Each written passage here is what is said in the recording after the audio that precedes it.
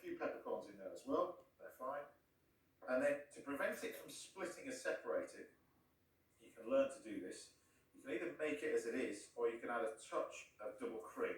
And I think the double cream is a good way to do it. If you're trying it for the first time, a lot of people wouldn't use this, but a touch of double cream will actually stop the sauce from splitting and separating. So what you want to do is bring this to the boil and just reduce it down by half. Then we can talk about this amazing fish. So hopefully, on the line now, we should go over to Devon to speak to Tristan Northway, who's the skipper of the smallest fishing boat in Brixton, that supplied all this amazing fish over here. So Tristan, I can see you.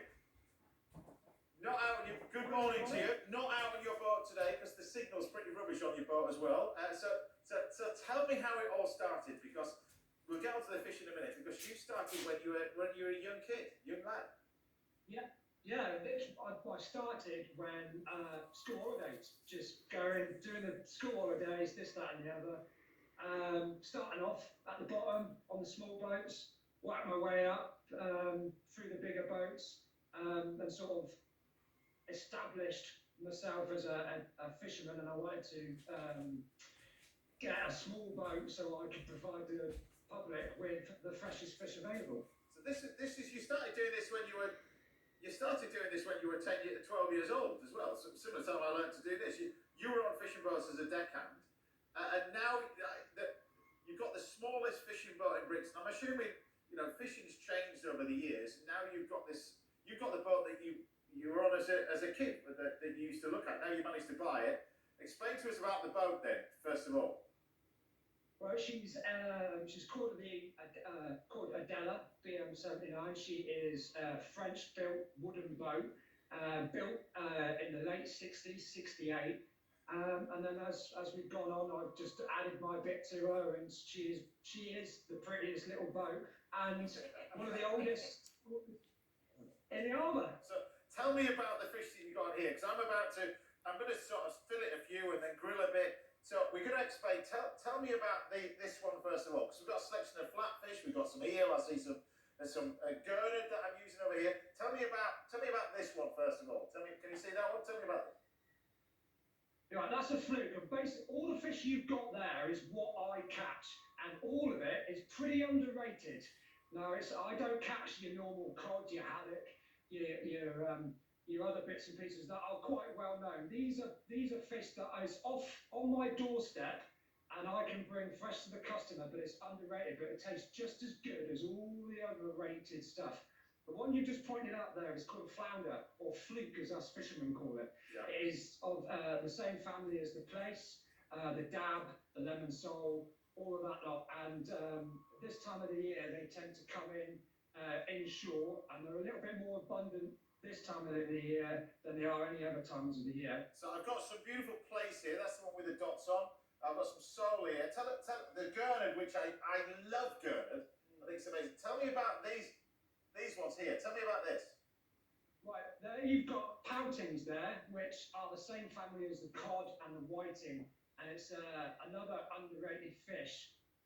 But it's the same sort of texture and the same sort of white meat as cod, and sometimes is used as a substitute, but it tastes just as good, if not better, than cod. So tell us about what we've got over this end over here with it, and how far out do you have to go for these sort of fish?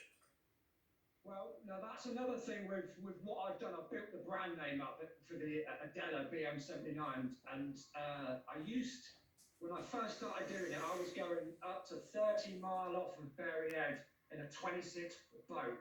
Now I've built the brand name up a bit, I haven't had to go so far. So people who've been and bought my fish and supported me have actually made my job slightly safer, not loads, but slightly safer, because I haven't got to go so far to catch it. So now I can catch this literally on my doorstep, probably half an hour from the harbour, go along and catch it. But there's all different types of species. I can catch anywhere up to 25 different species. And the species you see there now, the rock salmon, which is like the eel, which is... this one? Okay. I thought this was eel, but it's called rock salmon, is it? Yeah, well, I call it rock salmon. It's actually a species of dogfish, and they are so sustainable, it's unbelievable. And the wings you've got there are thornback rays, which I've skinned myself, and which is another underrated species, really. You've got squid and the monkfish tail. The monkfish don't usually come like, and that's another thing with what I do. When I sell my monkfish and stuff, I sell them with the head on, so people can see what the fish looks like when it comes out of the sea. Because when you go to fishmongers or something like that, you go to buy monkfish and it doesn't have the head on, and it's just the tail. Yeah. But I like to teach people about that fish, because if you look on the head of that monkfish, it's got a little fishing rod. It's actually called an anglerfish, and they use that little rod. That's right. Yeah, there's a little fin with a little blob on the end. Yeah. That blob on the end is bioluminescent, and it glows up. And fish are That's it. The fish are attracted to it, and what the fish don't see is the monkfish is hidden under the sand, and all it's showing is that little light.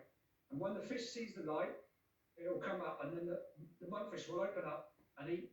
We're getting a masterclass on teaching about fish from Tristan over here. People are going to be fascinated with this. So I've got in here just a bird blanc sauce, which I'm now finishing, which you don't want to boil. You pass that through a sieve. That's your simple little butter sauce that I'm going to add some chives, a little bit of lemon to it as well. Fish is grilling under there. Now, you mentioned earlier about the dangers of going further out, 30 miles out on a small boat. The hours that you put in, tremendous hours that you're putting in, Tristan, that you're doing as well. You're getting up at what time in the morning to come back, and what time are you getting back, and what time are you leaving harbour? Well, usually throughout the summer, obviously my timing's changed due to daylight hours, because I fish daylight hours, and of course through the summer months it gets lighter a lot earlier. But for me to catch what I need to catch, I need to get there first. So it's usually like a couple hours steam in the summer, and it usually gets light anywhere between 3:30 and 4 o'clock in the morning. So I try and get shot for then. So I can leave anywhere from about 2:30, from 2 till 2:30, get out, get shot for daylight, and then, but because I've changed the way I fish, because now I sell directly to the public, so I've got to give myself enough time to catch it, get back in, and then set my boat up, ready to sell my fish that I've literally just caught an hour ago to sell to the public. Well, Tristan, people are going to love this. My friend, people are going to love this. And what I love about it, you're still doing the job that you fell in love with as a young kid. I think that's absolutely credit to you. It's fantastic. And best of luck with everything you're doing as well. But thank you for everything. And thank you for all you're doing as well, because you're doing an amazing job. But best of luck with it. And next time I'm in Brixton, I'll come and see you. Absolutely, mate. I look forward to it, and thank you for having me. It's a pleasure. Thank you very much. Thank you. You see, look at this amazing. Well on, cheers and go on. That's okay. Go off fishing. Off you go. Right. Look, we've got this amazing. I'll put this under the grill. It only takes 2-3 minutes. That's all it's going to take under the grill. We've got a lovely little bit of the sole. We've got some of this beautiful gurnard, and then we take the little bird long, and it's just this simple little butter sauce that goes over the top. You don't really need anything else.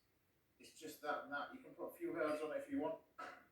I don't think you need anything else other than that. But simple fish, straight off the boat like that, caught by an amazing chap. Doesn't get any better than that, does it really? Easy as that.